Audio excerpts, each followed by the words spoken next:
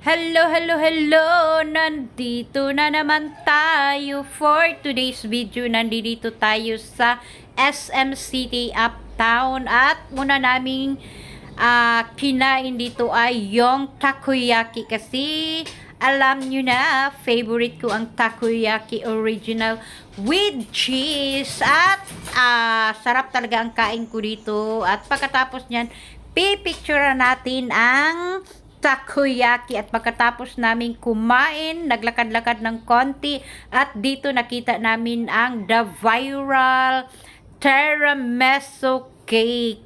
Yan, yun o, tingnan nyo. Pero may halinon ana lang. Ay, halinon ani nila.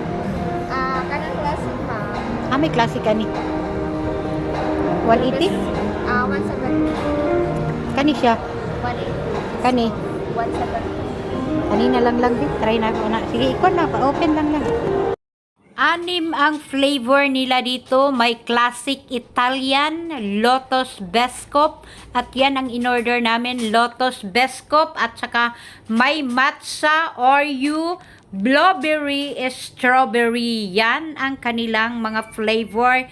Dito lang yan sa La Bianca Dessert Bar sa may first floor ng SM at yan yon ang aming in-order at nag-order kami ng berry matcha at 4 din ang flavor nila at saka may soda pop ba din sila, 3 flavor yon ang nasa ibaba at yon ito na yon ang order namin na biscop, Lotus Biscop at pagtikim ko, wow, ang sarap, grabe, lami kayo, pero madami lang siyang cream, pero ang nagustuhan ko yung yung cake mismo, ang sarap. Yun kahit kasamahan ko ay nasarapan din siya. At yun kain pa tayo ng kain dyan.